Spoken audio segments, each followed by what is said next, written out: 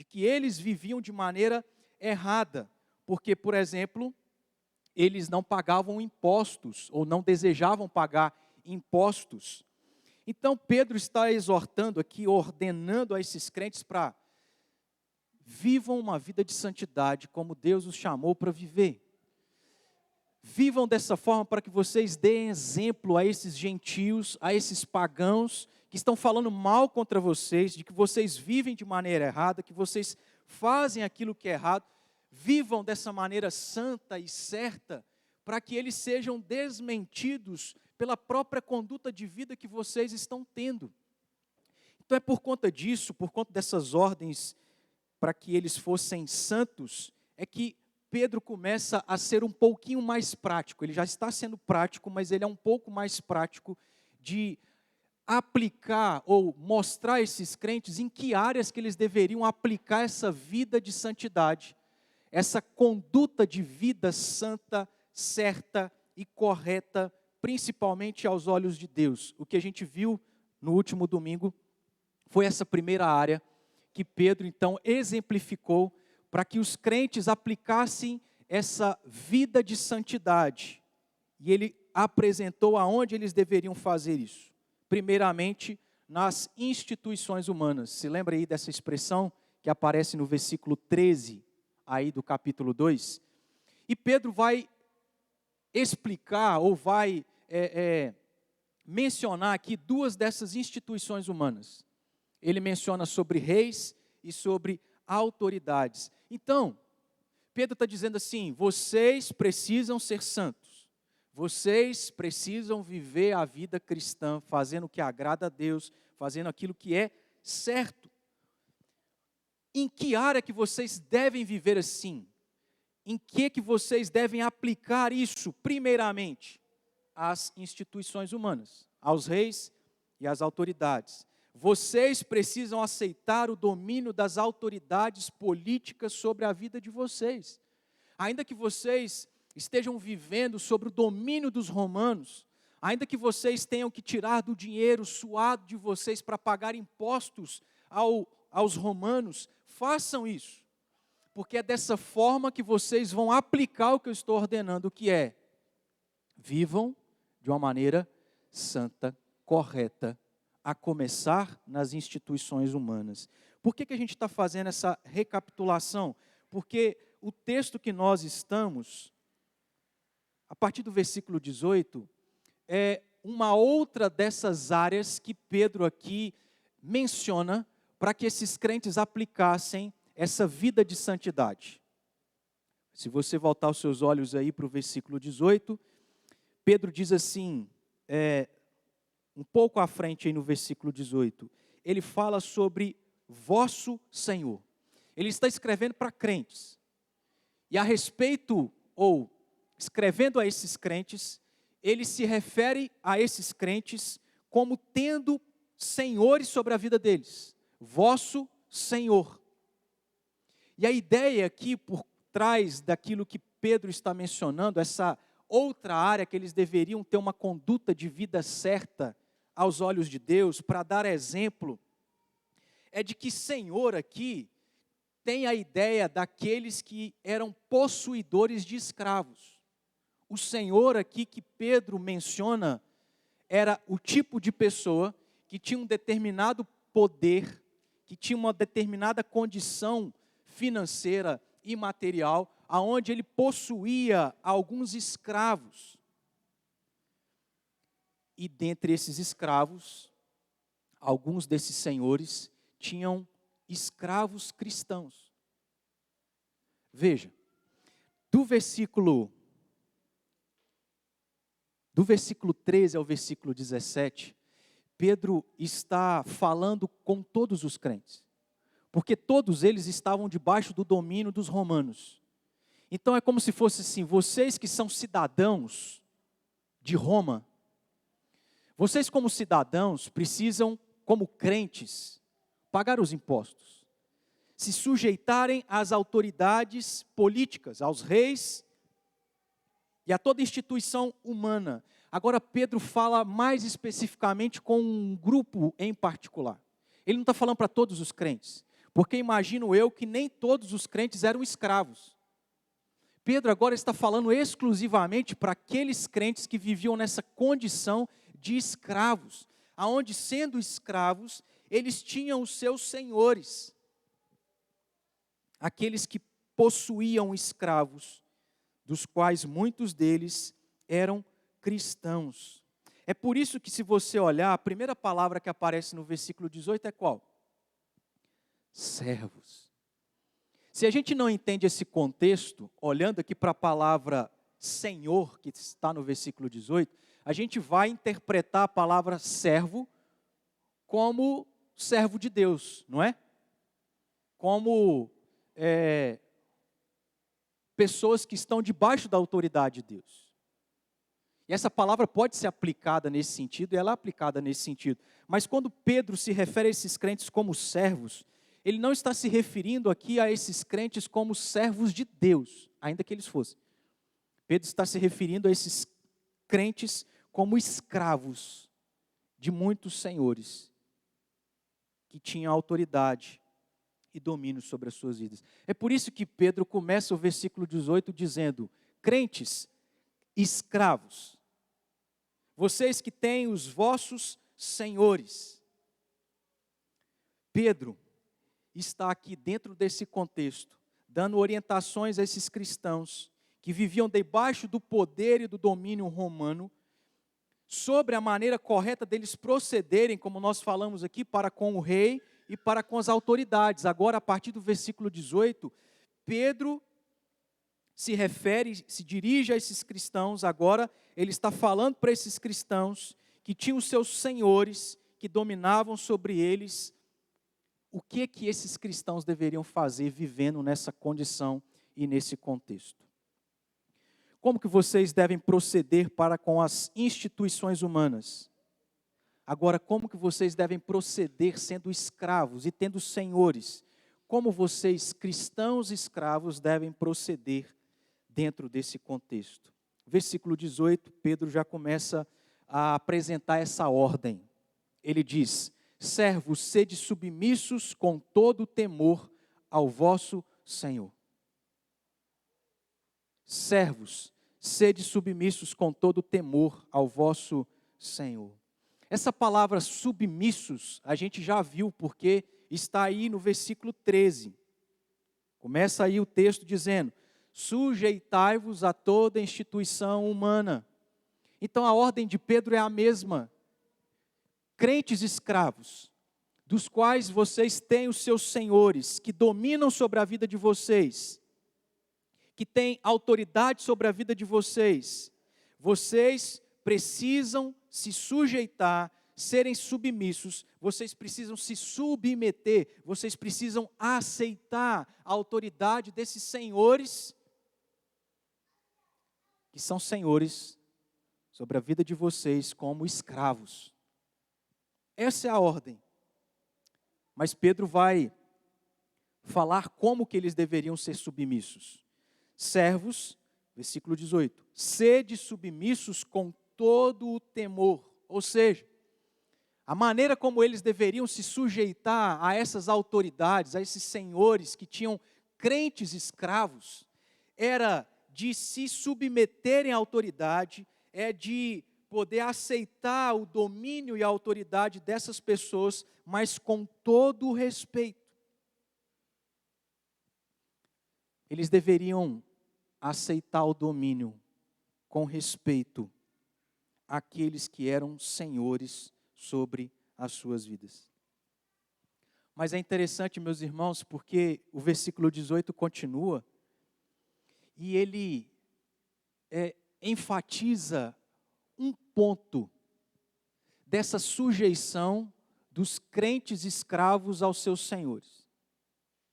Porque ele diz assim, olha aí: servos, sede submissos com todo temor ao vosso Senhor, não somente se o Senhor for bom e cordato, mas também ao perverso. Pedro está indo um pouco mais além, porque a ideia que a gente tem de um escravo, geralmente é uma ideia de muita dor, de muito sofrimento. Mas não necessariamente era assim. O fato é que havia senhores e senhores. E Pedro detalha isso. Ele diz que esses crentes escravos deveriam se sujeitar e aceitar o domínio desses senhores com respeito, mas não somente àqueles senhores que eram bons. Para a gente entender aqui, a ideia, nas devidas proporções, é mais ou menos em relação a um patrão para com um funcionário. Só que o que é a diferença? É que o funcionário recebe salário, o escravo não recebia, certo? Então, a ideia do que Pedro está dizendo para esses crentes é: vocês que são escravos, estão nessa condição, vocês precisam se sujeitar a essas autoridades com respeito, mas não somente aqueles patrões, entre aspas aqui, não somente aqueles patrões bons, aqueles patrões que ajudam, são solícitos, aqueles patrões que agradam, aqueles patrões que são compassivos, misericordiosos, que têm um coração bom. Porque, pensa aqui comigo, irmãos, colocar em prática essa ordem que Pedro aqui deu não é difícil. Vamos pensar, você que trabalha numa empresa, onde essa empresa, obviamente, tem um patrão e um dono, é difícil você trabalhar ali, sendo que o seu patrão é bom para você? É difícil isso? Não é. Aonde no final do ano é dada uma festa lá, você recebe uma cesta, você inclusive é convidado a ir para a praia juntamente com os funcionários. Todo mundo quer esse tipo de patrão, não quer? E Pedro está dizendo assim: vocês como cristãos não apenas têm que entender que vocês têm que se sujeitar às autoridades políticas, mas você, escravo, precisa se sujeitar àqueles senhores que não apenas são bons, mas inclusive fazer a mesma coisa com aqueles que são maus. Péssimos patrões, péssimos senhores. Não somente se for bom e cordato, mas, está no final do versículo 18, mas também ao perverso. Ele abre esse parênteses para detalhar: olha, eu sei que é fácil servir a senhores que são bons, mas os maus, isso não anula o fato de vocês também terem que obedecer e colocar isso em prática. Se sujeitem a eles. Aceitem o domínio desses senhores maus. Aceitem a autoridade desses senhores maus sobre a vida de vocês. E aí, irmãos, nós vamos nos ater aqui, ainda que de maneira resumida, a 3 motivos pelos quais Pedro apresenta do porquê que esses crentes escravos deveriam se sujeitar não somente aos senhores bons, mas aos senhores maus. 3 motivos.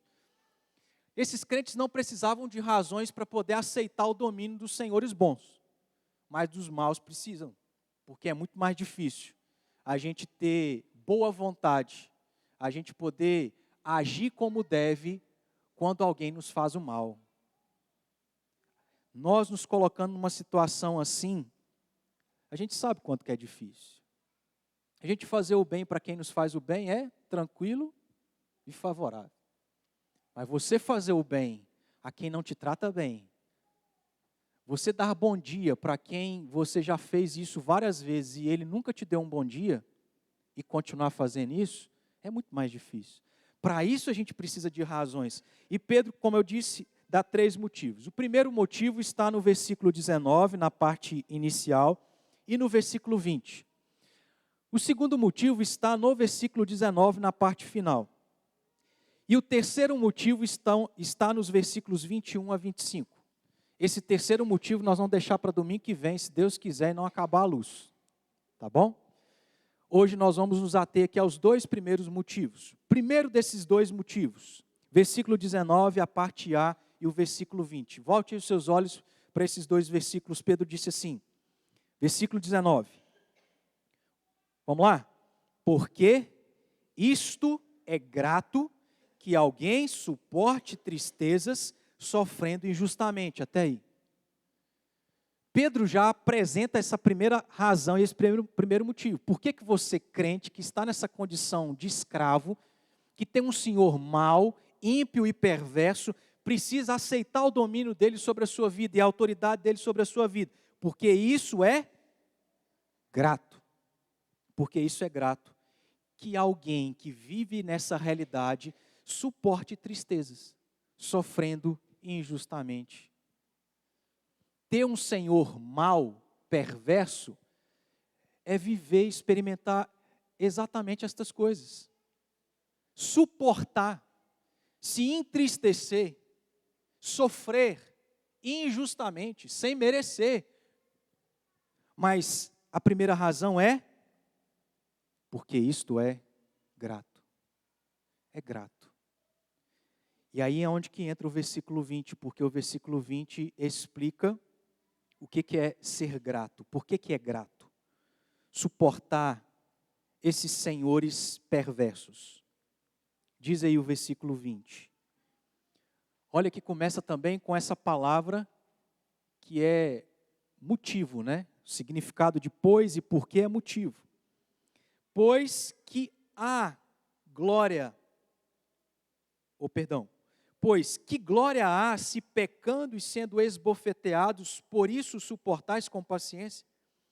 Se entretanto, quando praticais o bem, sois igualmente afligidos e suportais com paciência, isto sim é grato a Deus.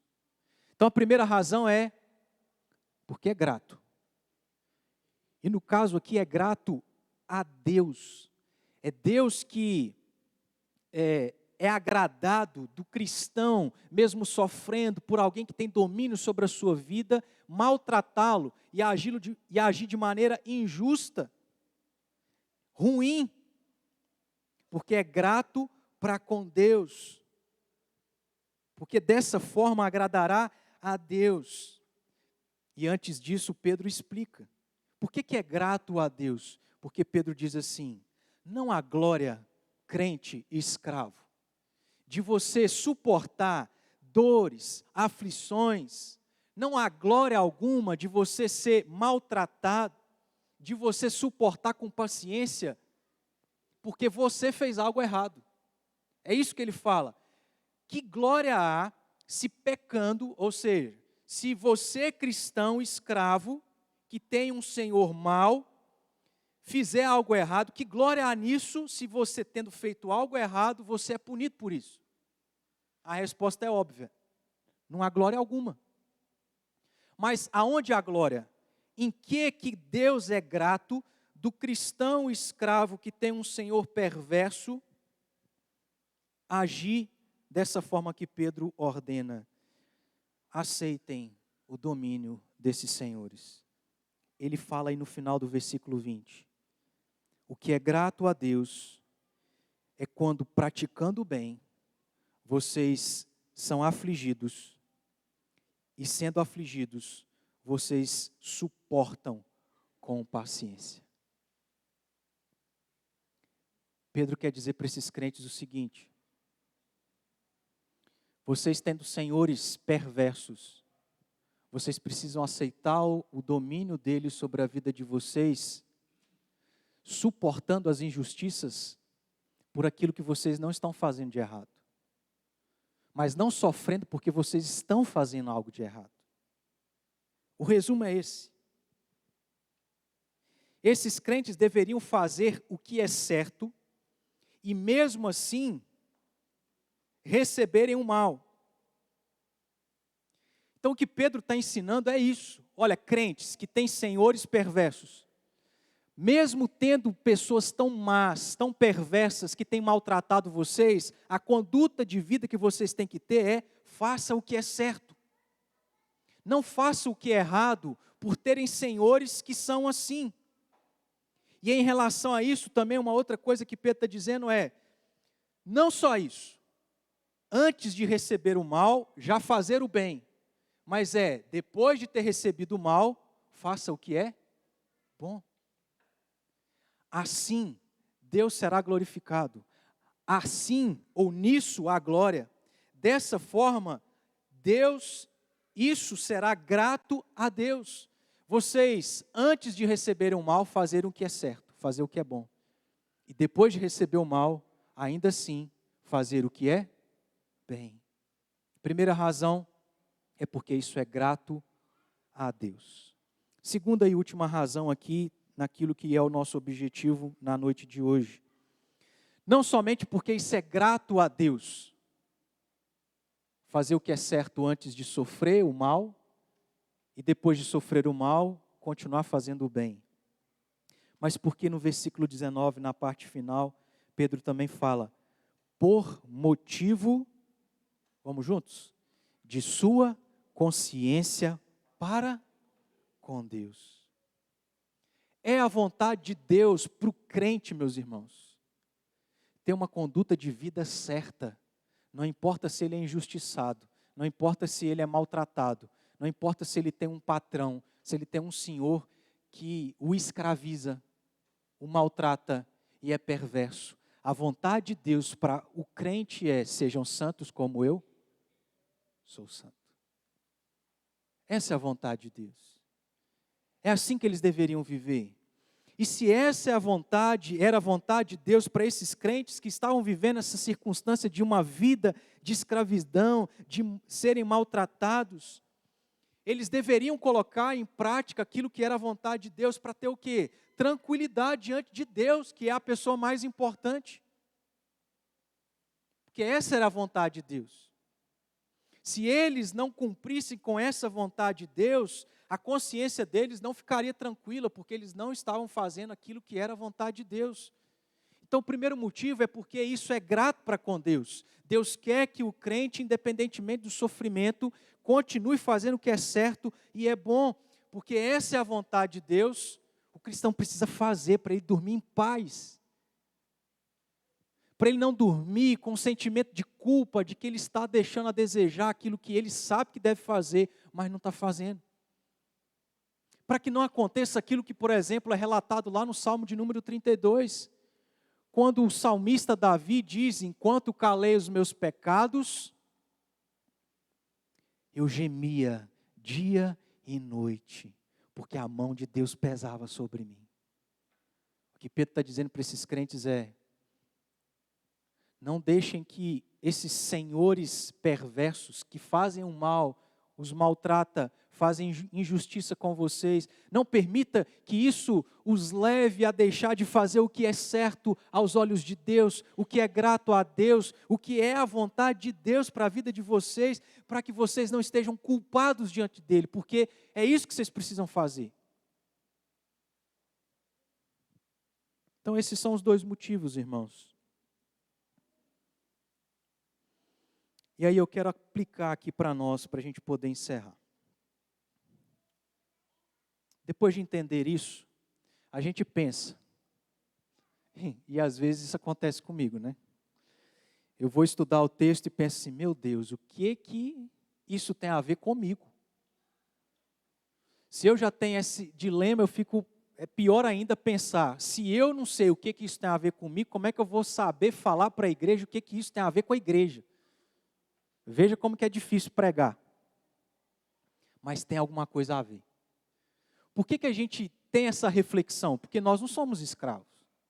Nós não vivemos mais numa cultura de escravidão literal. Aqui e lá, infelizmente. Mas louvado seja Deus, que Deus usou pessoas para que a escravidão não mais existisse. E esse aqui é o contexto. É Deus falando para crentes que estavam vivendo uma vida de escravidão, aonde senhores estavam os maltratando. O que isso tem a ver conosco, meus irmãos? É nós, em primeiro lugar, aplicarmos o quê? De maneira geral, é que a gente precisa aceitar a autoridade e respeitar aqueles que têm autoridade sobre a nossa vida. É a mesma aplicação do texto anterior, versículo 13. Sujeitai-vos a toda instituição humana, reis e autoridades.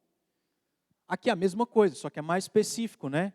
São senhores bons e maus. Mais uma vez a gente precisa repetir a mesma aplicação. Porque ainda que a gente não tenha senhores, que são senhores sobre nós como escravos, nós temos autoridades, não temos? E tendo autoridades, a gente precisa aceitar a autoridade e respeitar aqueles que têm essa autoridade sobre a nossa vida. Mas aí tem um detalhe, preste atenção nisso. Nós precisamos aceitar o domínio e a autoridade das pessoas que têm isso sobre as nossas vidas, mas o detalhe é, independentemente, preste atenção, da maneira como eles têm vivido e têm agido. Não é para a gente olhar para a conduta de vida, para o que eles vivem e o que eles fazem conosco. É para a gente colocar em prática o que Deus deseja e é grato para com Ele. Aceitem a autoridade daqueles que têm domínio sobre a vida de vocês. Independentemente de como eles têm vivido e têm agido. Os senhores aqui para os nossos dias, irmãos, sabe o que seria? Eu já falei aqui pelo menos uma dessas coisas. Mas sabia que você, creio que a maioria de nós, que tem os pais vivos, os pais são um tipo de senhores sobre a nossa vida como filhos? Então, nesse sentido, a aplicação é: aceitem a autoridade e o domínio que os pais têm sobre a vida sua como filho. Independentemente se o seu pai fez isso, fez aquilo, se ele é isso, se é aquilo outro, se ele é ausente, se ele não é ausente, se ele falhou nisso, se ele falhou naquilo. Não é o caso. É para nós aceitarmos a autoridade que eles têm, o domínio que eles têm sobre a nossa vida. Não é para nós deixarmos de respeitar, e aí a gente não pode quebrar o quinto mandamento. Honra teu pai e a tua mãe. Nós não podemos deixar de respeitar os nossos pais, por piores que eles tenham sido conosco, ou por piores que eles são conosco. Por mais chatos que eles são. Por mais rígidos que eles são. Por mais sem graça que eles são, porque eles não brincam mais com você. As pernas e os joelhos já não acompanham o ritmo. Senhores para os nossos dias aqui, irmãos, não no sentido de escravidão, como nós falamos, são os nossos patrões. Aquele bendito patrão que Deus te deu, que é um carrasco. Se ele pudesse escravizar você, ele te escravizava. Você tem esse patrãozinho aí? Nós devemos.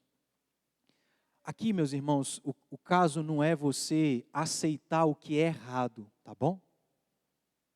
Mas é você respeitar a autoridade que ele tem sobre a sua vida. Você não é patrão, você é funcionário. Por menos que ele te pague, por pior que ele seja, nós temos que aceitar a autoridade dele sobre a nossa vida. Mas, meus irmãos, nós temos outros tipos de senhores. Nós aqui estamos no âmbito fora, no meio secular, vamos assim dizer. Mas nós temos patrões, ou senhores, patrões não, nós temos senhores como pastores, presbíteros, diáconos. E aí preste atenção, você que tem pastores, presbíteros e diáconos, você deve respeitar a autoridade e o domínio que ele tem sobre a vida de vocês. Isso um tempo atrás acontecia, hoje não mais. Não tanto como antes. Hoje, dependendo do que o menino fizer na igreja e o diácono for lá e puxar a orelha do menino, o pai e a mãe processam o diácono. Está vendo, meus irmãos, que ainda que a gente não viva num tempo de escravidão literal, nós temos autoridade sobre a nossa vida. A gente precisa respeitar essas autoridades. Aqueles que Deus colocou sobre a nossa vida. Pastores, presbíteros, diáconos. Criança, pode olhar para mim, viu? Você que é levado. E o diácono tem que te chamar a atenção. Você precisa respeitar o diácono. Respeitar o presbítero. Respeitar o pastor. Porque ele é autoridade sobre a sua vida. É Deus que está dizendo isso. Para nós aceitarmos as autoridades que estão sobre a nossa vida. A gente poderia citar uma série de outras coisas aqui, irmãos. Eu só vou falar mais uma. Nós temos senhores sobre as nossas vidas nos dias de hoje, que são os professores. Seja os professores da igreja, seja os professores das escolas seculares. Hoje, menino não respeita professor. São autoridades sobre a vida de vocês, a autoridade sobre a nossa vida. É necessário haver respeito por eles. Essa é a primeira aplicação. A próxima, são duas aqui, que eu quero também apresentar para os irmãos. E elas são relacionadas. Então, a primeira é que nós devemos aceitar as autoridades e respeitá-las, independentemente da maneira como elas vivem ou agem. Segunda e terceira aplicação preste atenção, devemos fazer o bem e o que é certo, independentemente se estamos recebendo o mal. Ou seja, é para a gente fazer o que é certo e o que é bom, independentemente de quem quer que seja. Antes de você receber o mal, você tem que fazer o que é bom, o que é certo e o que é correto. Mas também tem o outro lado. Não só o fazer o que é certo e o que é bom antes de receber o mal, mas inclusive depois de receber o mal, a gente tem que continuar fazendo o que é bom e o que é certo. Irmãos, isso aqui fala ao nosso coração. Tem tudo a ver com a gente. Porque olha para o seu cônjuge, se ele está aí do seu lado. Vamos ser sinceros. Ele é perfeito? Mas não é nunca. O seu cônjuge é aquele que muitas das vezes trata ou não te trata mal? Trata. E tem uns que são piores ainda. A vida se torna mais difícil. O que é natural a gente fazer? Esse miserável está me tratando mal, e vai ver o que é bom. A gente trata mal, não é? Eu pago com a mesma moeda. Aqui eu não levo, como é que é a expressão? Não levo o quê para casa? Desaforo para casa, mas de jeito nenhum. Me tratou mal, vai ficar sem comer, irmão. Não é? Vai lavar o banheiro.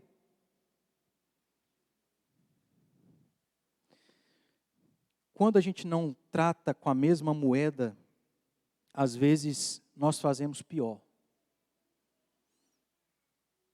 Então, irmãos, a gente sai um pouco do aspecto de autoridade para olhar para o nosso cônjuge, para dentro da nossa casa e entender que, às vezes, os nossos cônjuges nos tratam mal. E a gente não deve tratá-los mal só porque eles fazem assim. A gente não deve fazer o que é errado só porque ele faz errado. Irmãos, desculpa, eu entendo que isso não é o nosso caso, nem deveria ser o nosso caso. Mas quantos fazem coisas erradas porque o cônjuge fez errado?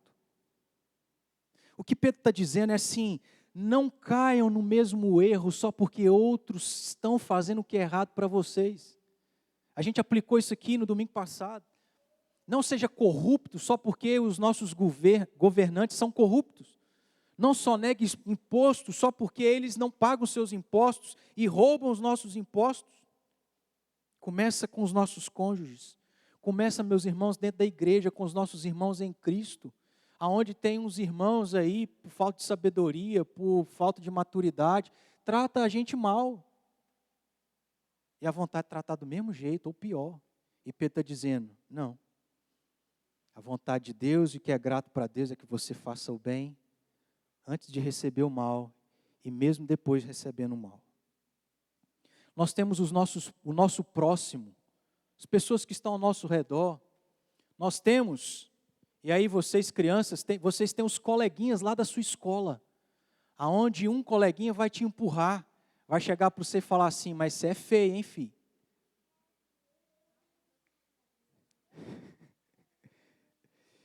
E aí o que você tem que fazer? Falar assim, mas rapaz, você é bonito, hein?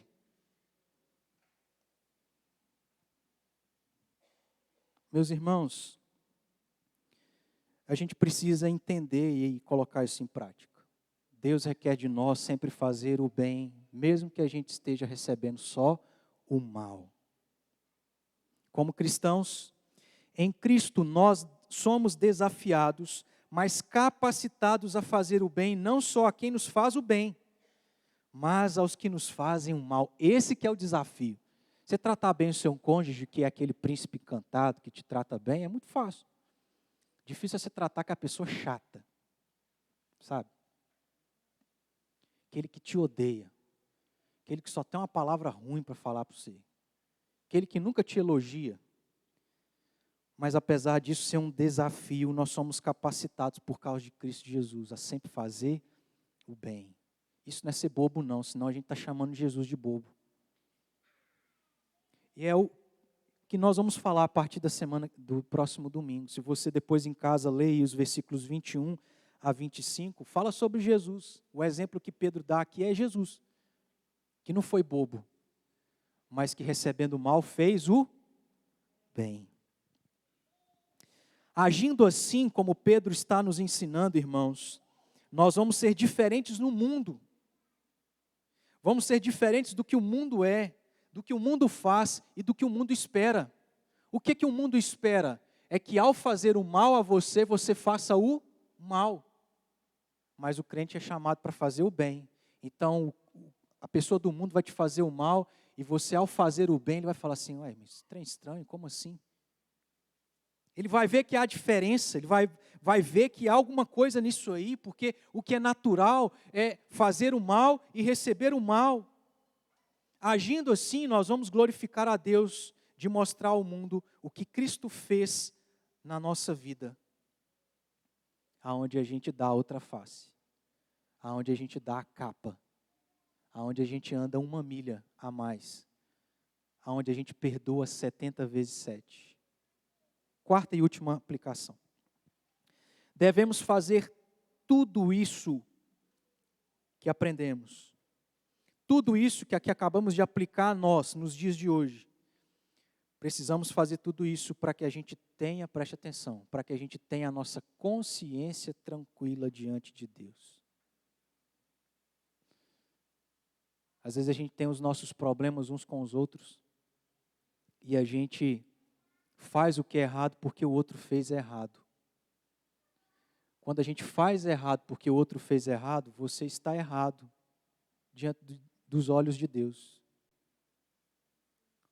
Essa última aplicação é: alguém fez algo errado com você, não faça o mesmo. Faça o que é certo para a sua consciência estar. Fiz a minha parte. O outro vai responder para Deus. Problema e responsabilidade dele. Fiz a minha parte. Te tratei bem, viu? Fiz o que era certo.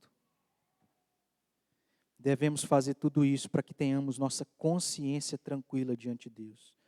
Essa é a vontade dele, que possamos agir assim. Temos que fazer a nossa parte, independentemente do outro, porque caso contrário, a nossa consciência diante de Deus será uma consciência de pecado, culpa e erro. E talvez, irmãos, é esse o nosso sentimento. Você não está dormindo bem. Você não está tendo paz. O Espírito Santo está te incomodando, porque há culpa. Você está fazendo o que é errado. Você está fazendo o mal, só porque o outro também fez. Se tem sido assim, que a gente coloque em prática, para ter a nossa consciência tranquila diante de Deus e ficar em paz. Amém? Vamos orar? No que tudo isso aplicou a sua vida e o seu coração, irmãos, ore, fale com Deus, peça perdão, peça ajuda, graça de Deus. E faça aquilo que é necessário do que a gente aprendeu. Deus, obrigado por esse tempo, esse culto. Obrigado, Pai, porque o Senhor permitiu que a gente pudesse ter esse culto tendo energia. Obrigado, Pai, porque o Senhor tem nos dado tempo para ouvir a Tua palavra. Nos dá o Teu Espírito Santo para termos discernimento. Obrigado porque o Senhor tem nos dado capacidade para entender. Obrigado, Pai, porque vivendo contextos tão diferentes desses crentes, a Tua palavra continua sendo pertinente e sendo aplicável à nossa vida. Onde, ó Deus, nós não temos pessoas que nos escravizam. Inclusive, o pecado que era o Senhor sobre a nossa vida já não é mais. Agora sim, somos escravos de Cristo. Mas, ó Deus, quantas vezes nós não estamos respeitando as autoridades que estão sobre a nossa vida? Quantas vezes, ó Pai, nós não respeitamos nem mesmo a própria autoridade que o Senhor tem sobre nós? Quantas vezes, ó Pai, nós estamos fazendo o que é mal só porque temos recebido o que é mal? Perdoa-nos, ó Deus. Ensina-nos a fazer o bem, olhando para Cristo, que é a terceira razão que nós vamos aprender aqui, se o Senhor permitir, no próximo domingo. Ajude-nos, ó Deus, a fazer o bem antes de receber o mal, a fazer o bem mesmo tendo recebido o mal para a glória do Senhor. Ajude-nos, ó Deus, a corrigir aquilo que é necessário, para que a gente faça a nossa parte aos olhos do Senhor, entendendo que isso é grato aos teus olhos, para que a nossa consciência fique em paz e em tranquilidade, de que, ó Deus, nós não estamos devendo nada ao Senhor, que fizemos aquilo que é a tua vontade. Conceda essa graça, ó Pai, para nós, dentro da nossa casa, fora da nossa casa, dentro da igreja, onde nós estivermos. Ajude-nos a fazer o bem para a glória do Senhor. Em nome de Jesus. Amém. Nós vamos ter o nosso momento de Santa Ceia. Convidar a equipe de louvor aqui à frente.